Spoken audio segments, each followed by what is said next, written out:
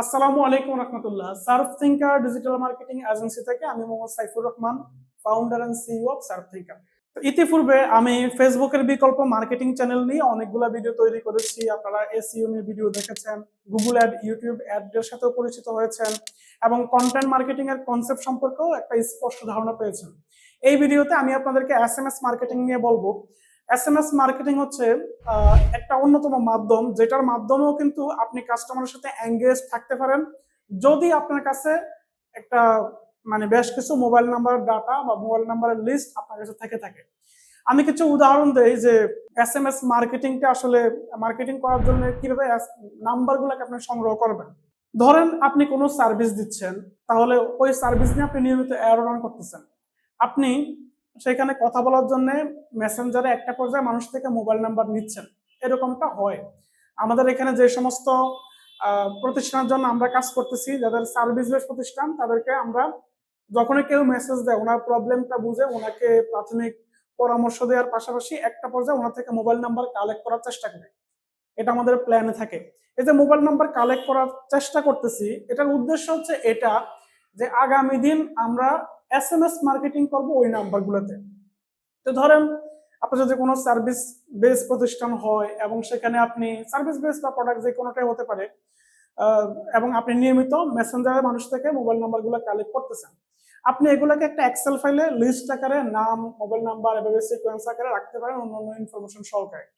বিভিন্ন অকেশনে কিন্তু আপনি বিভিন্ন অকেশন ওদেরকে মেসেজ দিতে পারেন এবং আপনার যে প্রোডাক্ট বা সার্ভিস বা বিভিন্ন সময় যে অফারগুলো থাকে ওই অফারগুলো কিন্তু আপনি এসএমএস এর মাধ্যমে তাদেরকে জানিয়ে দিতে পারেন এবং ওইভাবেও কিন্তু আপনি অনেক ক্লায়েন্ট গ্যাদার করতে পারবেন। কিন্তু আমি একটা মাধ্যম বললাম যে কিভাবে আপনি এসএমএস মার্কেটিং এর জন্য মোবাইল নাম্বার কালেক্ট করবেন। এভাবে আরো অনেক মাধ্যম হতে পারে।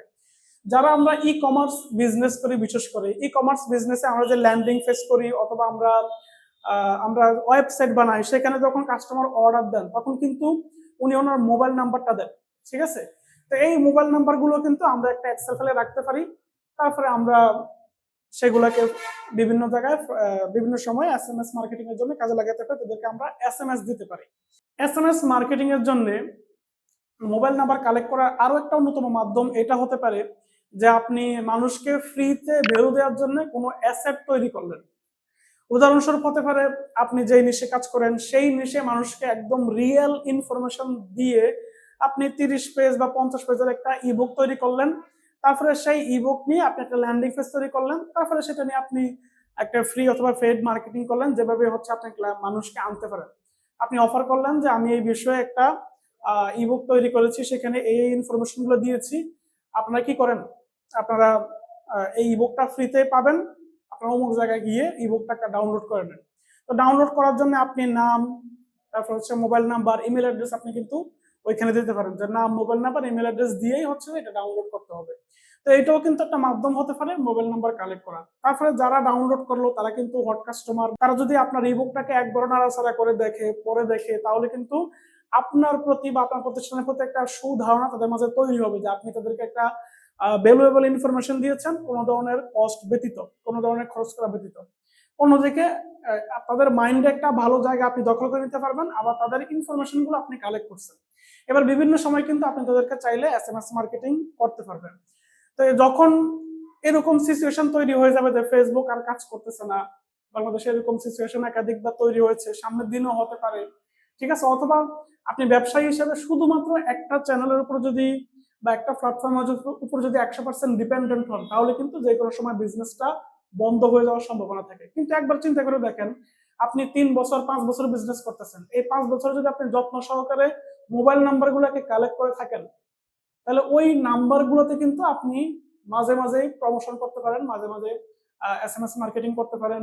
যখন দুর্দিন থাকবে, যখন কোনো চ্যানেল কাজ করতেছে না, তখন আপনার এই নিজস্ব যে চ্যানেলগুলো আছে, নিজস্ব যে মার্কেটিং এর মাধ্যমগুলো আছে, এইগুলো কিন্তু অনেক ভালো কাজ দেবে। তো আশা করি আমি বোঝাতে পেরেছি। যদি আপনার এসএমএস মার্কেটিং এর জন্য সফটওয়্যার বা এসএমএস কিনা লাগে বা এই সংক্রান্ত কোনো সার্ভিস প্রয়োজন হয়, তাহলে আপনি ডেসক্রিপশনে দেওয়া নাম্বারে আমাদের সাথে যোগাযোগ করতে পারেন, অথবা আমাদের কন্ট্যাক্টাস ফর্মে গিয়ে আপনি ফর্ম ফিল আপ করতে পারেন। অফিস থেকে আপনাকে খুব দ্রুত আপনার সাথে যোগাযোগ করা হবে এবং আপনাকে হেল্প করা হবে ইনশাআল্লাহ। ধন্যবাদ, ভালো থাকবেন। আসসালামু আলাইকুম।